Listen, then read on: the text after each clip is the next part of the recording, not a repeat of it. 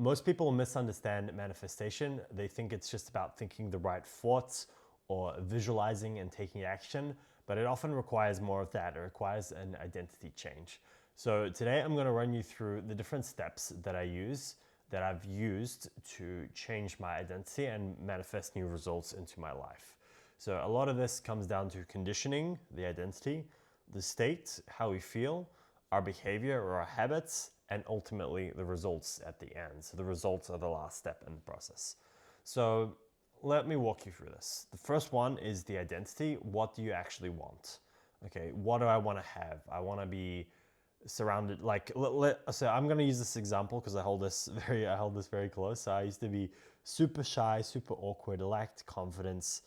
I had no social skills, I had no game, and then I completely transformed myself, okay? And I've done this over and over in different circumstances where I've been in new environments, like moved to new countries, in new languages, new cultures, etc. So I've gone through the same process multiple times, which I did not expect to go through. But anyway, so let's say that you're an introvert, you don't have many friends, you're not able, like you don't go do things, you just spend a lot of time alone, okay? And you want to have this rich social life, you want to have friends, you want to feel respected, you want to feel like people actually like inviting you out and doing things and like you. But you don't want to just define what you have, you want to define what that kind of person is, okay? So how does this person show up? What does this person believe about the world? What does this person believe about people, about himself?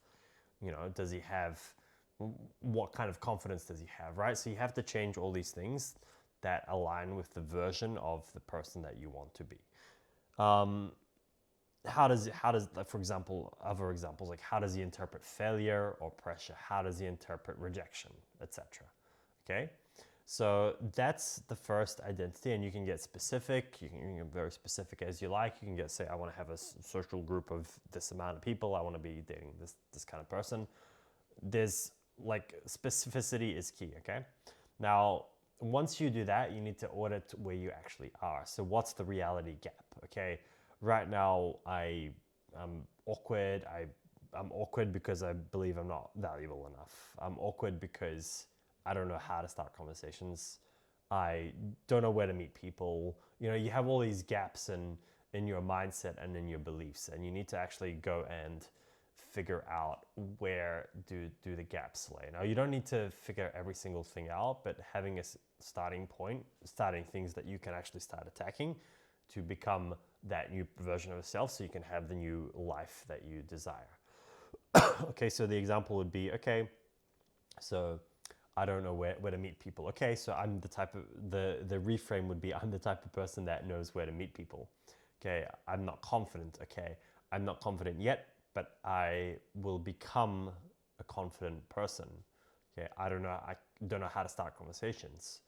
Okay, I will become the person who can start conversations anywhere, anyhow, and I will learn the social skills. Okay, you don't even have to go straight to this new identity. You can even just look at like more replacing your current beliefs with more empowering beliefs. Like if we have this kind of like, I'm here, I need to be here. Okay, what's something that will bring me like up the ladder in terms of that shift to actually get to that next reality?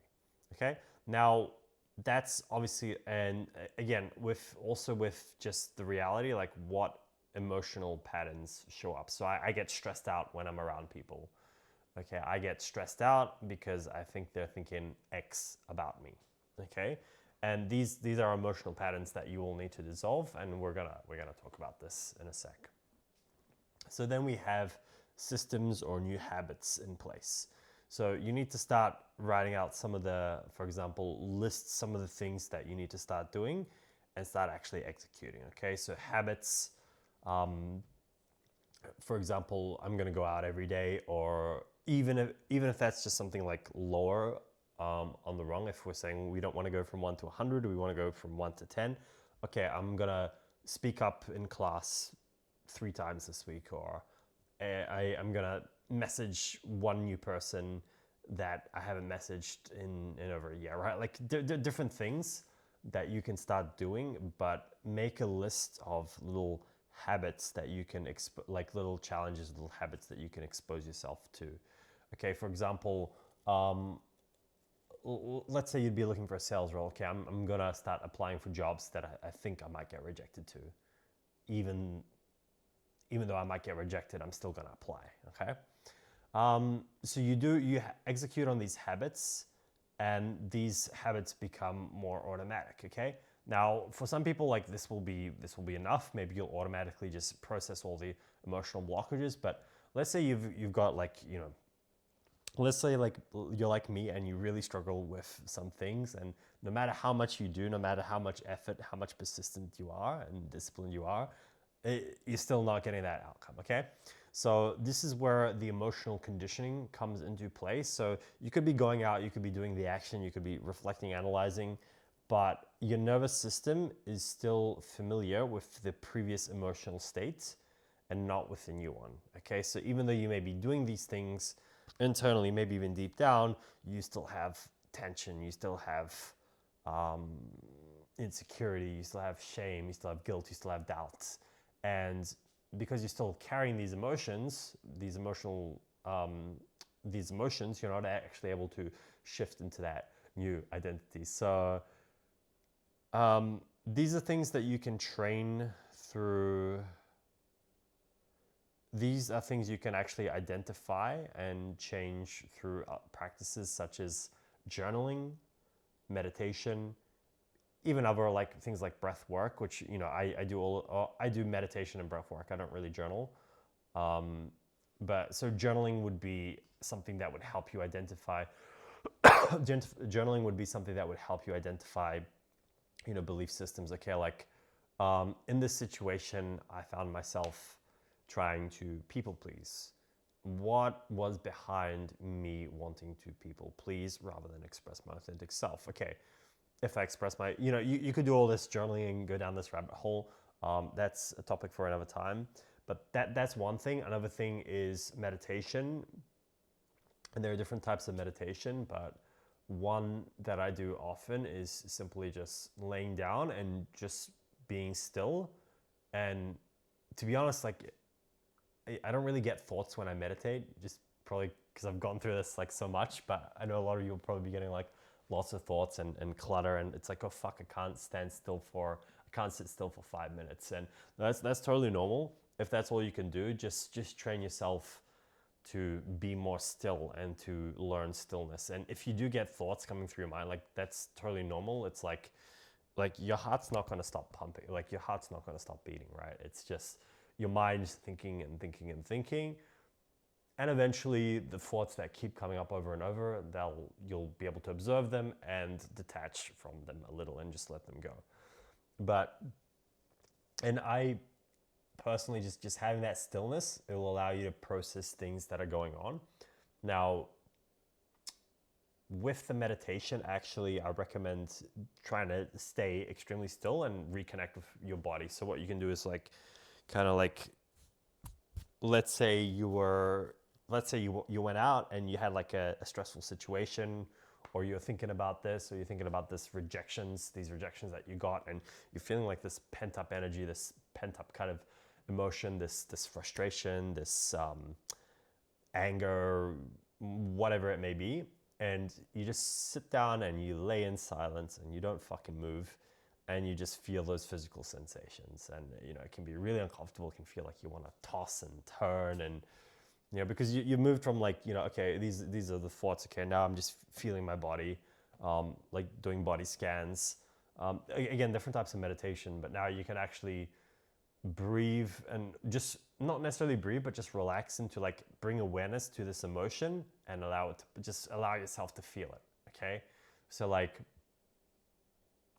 I was thinking about certain situations in the past where I had felt maybe like threatened or in danger, and it had maybe been affecting my current behavior. And I just reflected. I just had the moment of reflecting back to that, and I was just feeling like a bit of like a stress response in my body. Yeah, I should try use examples for you here. But okay, so you're doing these practices, you're doing meditation, you're doing journaling, and you've got the habits going, and you're doing this kind of loop, like, okay, this is where I'm falling short, this is where I should be, okay, cool, I'm coming closer, this is where I should be, this is where I am, this is what I need to start doing, these are the new habits I need to implement. Maybe for the last month you've been implementing this habit of, okay, going out, talking to one person, messaging one previous person from before. Okay, now let's layer, let's add more habits. Let's go to the gym and let's lift some heavier weight. Okay, let's do some more reps. Okay, and just get that to our new baseline. Okay, so you're gradually getting to the point where you want to be. But then now, this is something that people may miss, that may be holding you back, which is the emotional conditioning, which is when you find yourself doing these things, and you're at a certain point where you're like stuck and you can't get to this next level, you can't get this result of that you want to get at the next level. It's the emotional conditioning, right? So like, I'll tell you an example, like me from my current life, right? So I was experiencing this social anxiety, this social scarcity, this dating scarcity when I was younger, and then I learned all the skills, and I developed, and I became more attractive, etc., etc., which is of course a thing. But when I came here, like to this new place, I'm in Belgrade, I had a lot of cultural identity conflicts, and it was like I was learning how to breathe again, okay? And I had to relearn all these things and rewire myself again. But I had all the skills, right? I had the social skills from the past, because I've been going out for years. I've had different friend groups in different countries, even in New Zealand and Australia, even in Argentina. Like I had all the skills, but it's just like things just, and I've lived the identity, but I had to relive it again. Like I'd had to go through this process again. So this is where I was stuck in this negativity as I moved here. And now I had to start not only thinking like this new person, but really conditioning myself to like feel this way in different situations. So I'll give like a recent example. So I was at the gym, and people ask, like, I started talking to this guy. I started talking to this guy, and this person asked where I'm from. And I'm like, New Zealand, blah, blah, blah. And he's like, cool, how long you been in Serbia for? And I'm like, 6 months here. And there was part of me that was just fearing this question of like, how has it been here? Like, how's your experience? Like, I was just fearing that question, because then I would say, I've had a shit time, I've been lonely, XYZ. And in that moment, I just remembered, okay, I can just, like, even if there was some truth to that, I could just say, like, not only could I say like it's going okay, it's like I'm starting to make friends, etc. It's now going well. I actually just needed to like feel good in that moment. Okay, like if you'd asked me like, okay, this is not going to register as a threat. This is not going to register as a threat to me. I'm going to register this question as like a totally natural question, and I'm going to feel good about it, and I'm just going to hold on to that emotion of feeling like abundance, right? So this is where the emotional conditioning comes in. And you may need this, you may not need this. Like this is if you feel like something's really been holding you back for a long time, and it's like, you find yourself in situations, but then you're just pulled back. So yeah, this new emotional rewiring. So anything you want to feel, anything you want to manifest without, you need to feel inside. Okay, so if I want to become rich, like generally I need to feel rich first. If, let's say, I want to be successful, right? Like I want to close a lot of deals, I want to have a successful business, I first need to feel successful inside. Like I need to train that state to the level where that state is my 24, like that's my dominant state. I now need to train this emotion of feeling abundant and confident, and like, yeah, I'm gonna fucking win. Like, yeah, I'm fucking this person now. Like you need to train that until this becomes your dominant energetic state, as Katie Clark says. So this becomes your new your new default, your new baseline. Now you're always going to have moments where you're feeling like, oof, I'm like so confident I can take on the world, and you're going to feel days or moments where you're like, who the fuck am I? Like, what am I doing right? But so long as your baseline is moving up, that's the important part. So let's say like let's try go for another example. Like let's say you're going on interviews, right? And you've failed a bunch of interviews, and now if you have this feeling that you're gonna fuck the next interview up, like more likely that you're gonna fuck it up, right? But if you're now training yourself, like, you visualize the outcomes, you believe you can, you actually train yourself to feel good. Maybe this isn't the best example because these are like independent specific events, but on something more broad and more general, like feeling that success inside is going to help you attract that without, okay?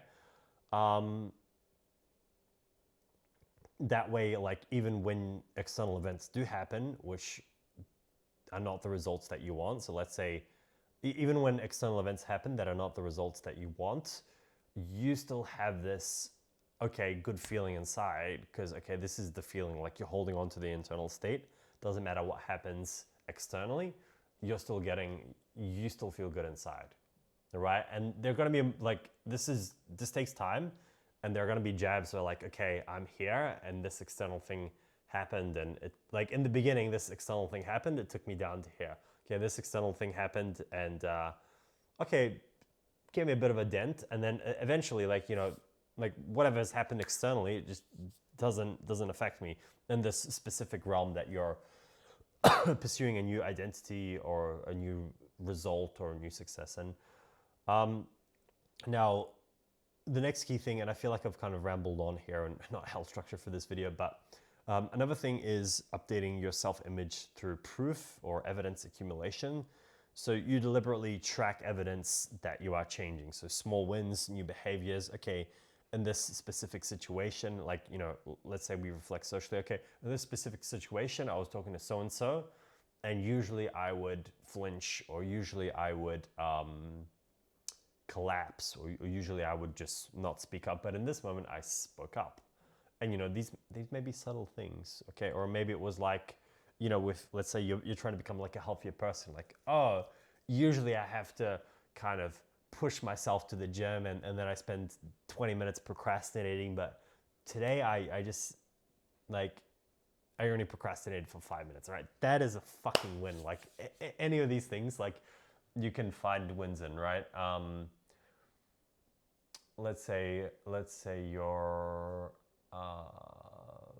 exercise. Okay, like, let's say you're around your friend, and yeah, usually, like, you don't speak up, but today in that one moment you spoke up. Okay, that's reinforcing your new identity, and you just look at that evidence and you just reinforce that. Okay, what if I was like speaking on camera, and okay, I'll just now one of the last things, which for me was a game changer recently, was I was doing these things, and I missed the emotional frequency. But the other thing that I missed was trying to, the other thing I was doing wrong was trying too hard. So basically, we want to get to this state of controlled non-interference. Okay, so if you imagine, like, you're hustling, you're trying, you're pushing, you're constantly pushing your limits. Okay, you're looking for this new evidence. Now, you don't want to be like trying so hard that you're constantly micromanaging the process.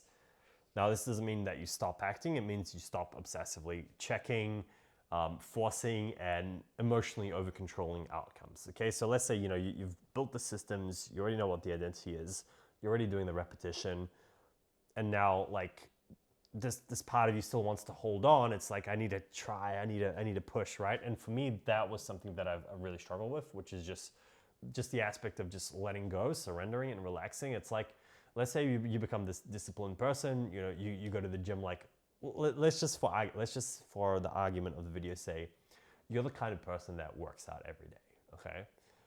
And let's say that you're just still like, fuck. Like, let's say you've been going to the gym every day for like 60 days. And then you're like, fuck, I need to go to the gym today. I need to go to the gym today. And it's like, well, hey man, like you already go every day. Like, yeah, okay, you want to keep this habit, just go. Like you don't need to go, just go, okay?